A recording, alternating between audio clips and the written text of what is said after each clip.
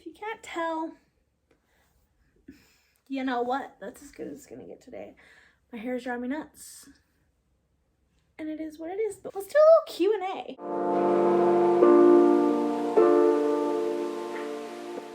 I posted on my Instagram on Sunday a little question box just to feel out. I wanted to see if y'all had any questions. So I'm just gonna go through some of them and kind of talk and just hang out. Let's get to know each other. I'm such a loser.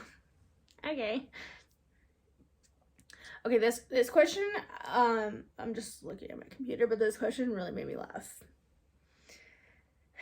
And it's no offense to the person that asked it, but it's just if you knew me, you would know that I'm terrible. It says tips on saving money. Girl, when you find out, let me know. Because Hey Big Spender might have been written after me. I wish I had tips on that. But this one also said nice booms. Okay, question numero uno. This one is a TikTok favorite. Tanning routine. Ladies and gentlemen, aliens, he, she, they, whomever may come across this video from TikTok, maybe, hopefully, hey, I sit outside. That's it. It's really unfortunate. I really wish I could share some secrets. I do have, okay. Pinocchio's nose grew 3 times that day. I do have one secret. Let me grab it. Now this, I've posted in a video before. We still get asked it. Clearly they're not watching, but that's okay because, you know, we're still new here. The only place that I apply self-tanner to, because I don't want to age super quickly in the face department. All my makeup has, not all, but my foundation has an SPF in it. It's the It Cosmetics CC Cream, 50 SPF. The only place that I put self-tanner on is my face. And I use the Isle of Paradise, the dark self-tanning drops. And that stuff, I do it maybe once, twice a week, depending if I have anything or if I just feel like it. Or if I'm going to go a little bit more less, no, if I'm going to go a little less makeup-less, that is my go-to. It doesn't transfer, so I put it on with my nighttime routine, just mix in with my lotion, rub it in, but make sure you do it really well because last time I did it, I got a line right down the center of my nose. So it was a cute look, but nothing cover-up can't fix. But that is my tanning secret. Other than that, it's just genetic. Okay, another TikTok question that gets asked all the time. Which perfume do I use? Now, I only use one. Killan, I'm not sure how to say it. Boys. Now, I used to buy this at Sephora, but for some reason, of course, you can't buy it anymore. But, I just found it online. I just Googled the brand. Killian, and look up Boys. And that is the one that I use. It is like it's a peppery, I think on the thing it said it was like notes of like Coca-Cola and lime with like some cinnamon or something. I don't know, but it's not super girly, and I dislike floral smells because I love my mother, but I don't want to smell like her at 27. 28, I forgot my age. Y'all. Okay. Next. Are you single? Yeah. That's just from the weird men that are in the DMs.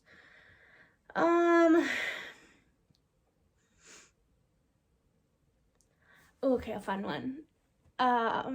Some people might not care about this, but I love this question. Favorite One Tree Hill character? And favorite episode? My favorite One Tree Hill character, if we're talking guys, Nathan. Heck yes, had the biggest crush on him.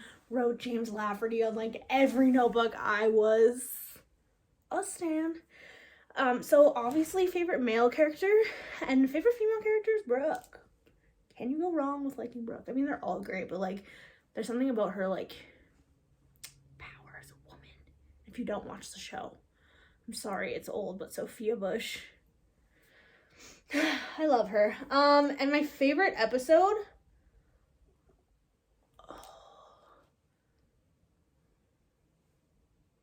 I really like the picture episode in season 4 when they all go off in their little groups. I don't know what it is about that episode, but it's always been my favorite. And it's weird because it's like it seems like a filler, but there's a lot to it. So if you watch the show, you'll possibly know what I'm talking about. I'm currently rewatching the season again. I think I watch it every year, and I have for the past at least 10. So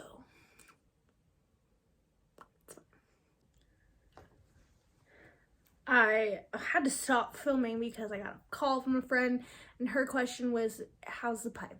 To which I would say, A++.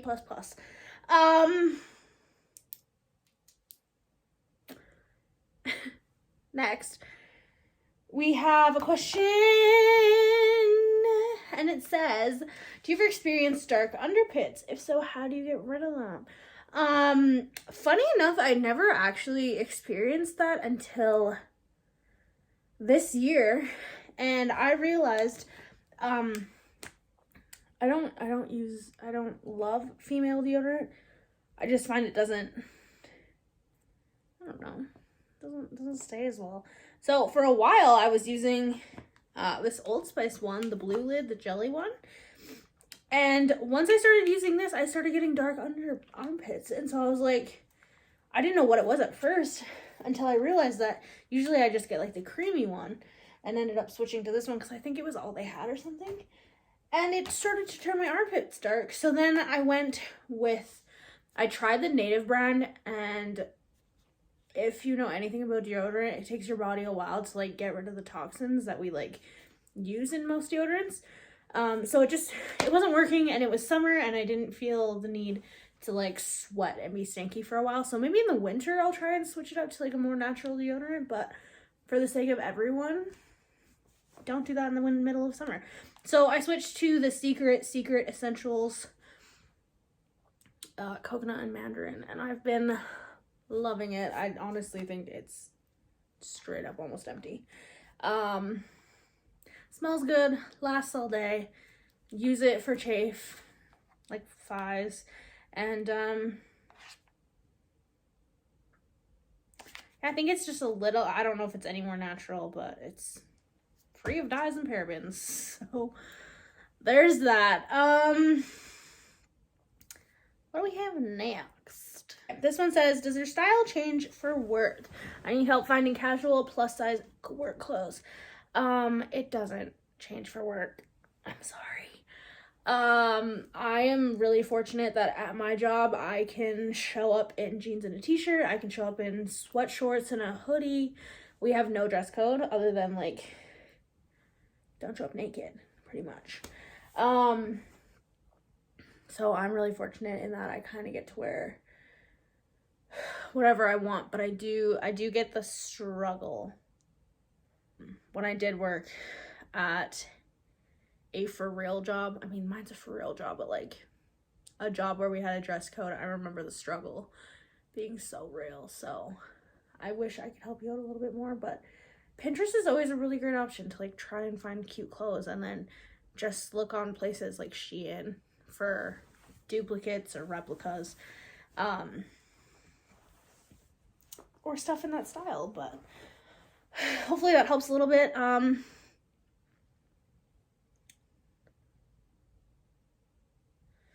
Advice for changing up the wardrobe.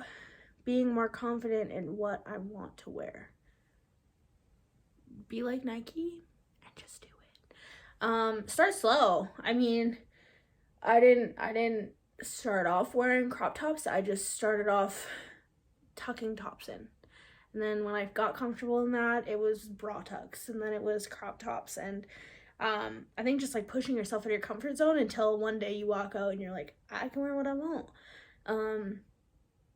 But if you're always uncomfortable, like if you're uncomfortable in it, I suggest just like wearing it around the house for a while, or like take bomb photos of yourself. That always really helps for me anyways. I never used to want to wear triangle bikini tops until this year, and then I just started doing it because I was always really insecure about my back and the rolls, and I wore them this year on the houseboat and I liked them. So I say just do it.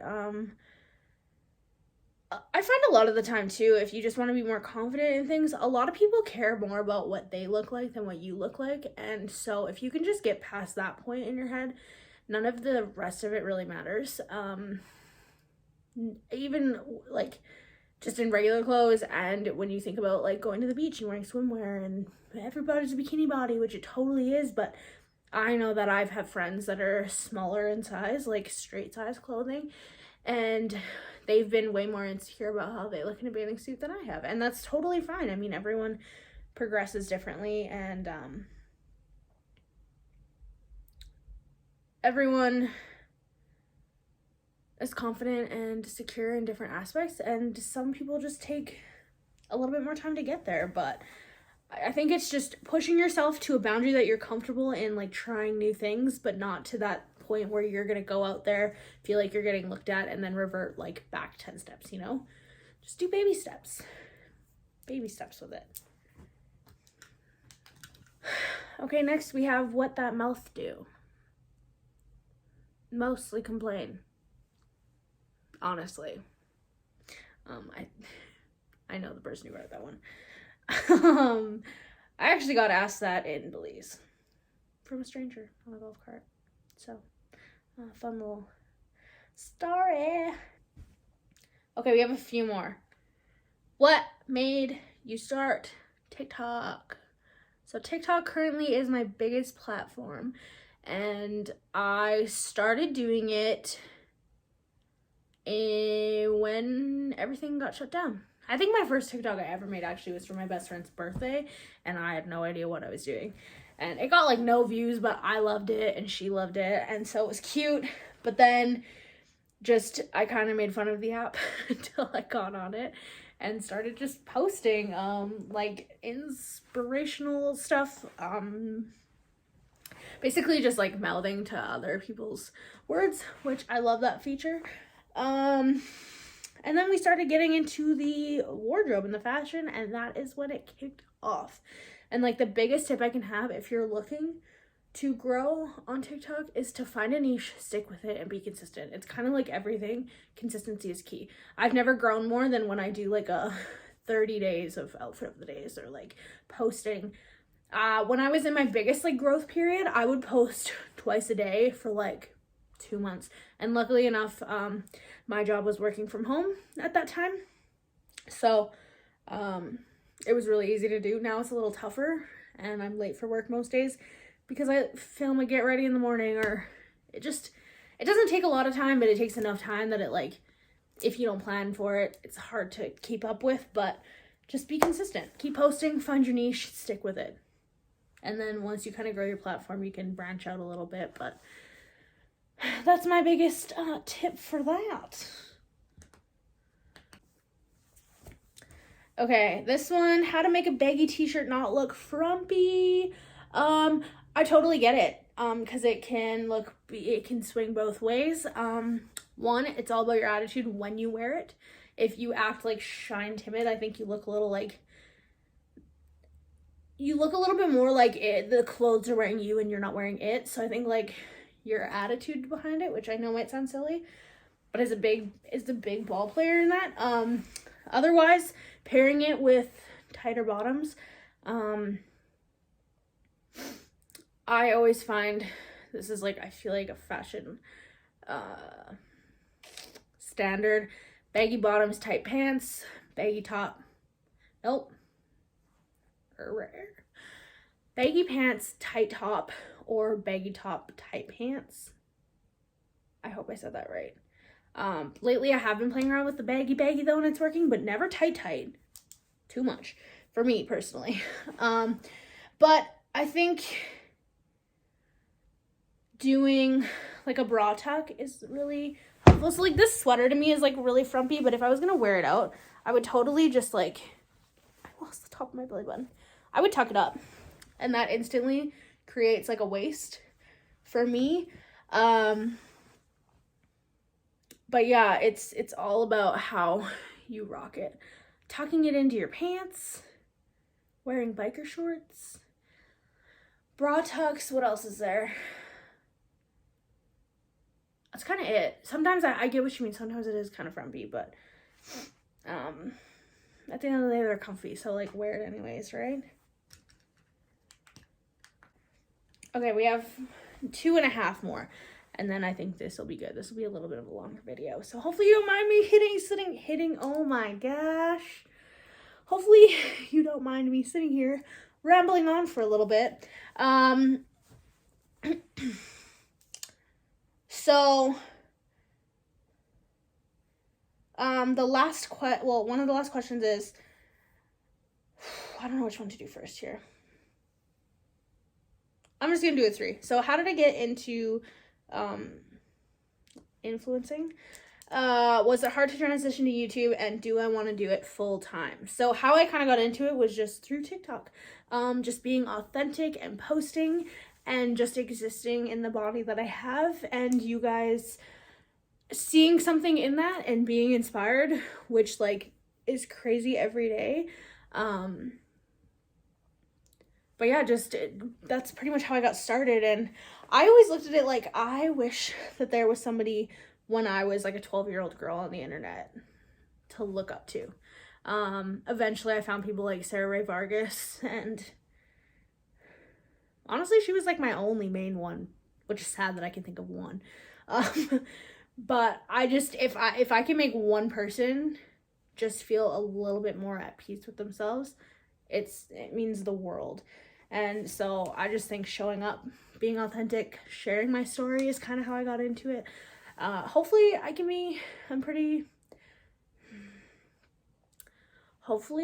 would assume that I'm pretty relatable. I don't like to talk about myself like that.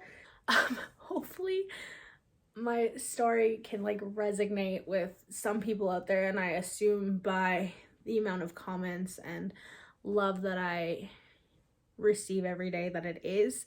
Honestly, like I said, if I can make one person love themselves a little more that day, I've done what I need to do. Because yeah, there was nobody to really look up to, and I'm so happy that there's people nowadays out there that are just existing, and it's like okay, you know. And it's kind of cool to be like a little piece of that. Hopefully one day it'll be even more, and this won't be such like a taboo topic, and people can just go on about their lives and not worry so much about plus size, regular size, standard, mid-size. Like, it's just, there's so many categories, and it's just, can't we just be like women? Strong, powerful women. But that's kind of a little tangent about how I kind of got into it.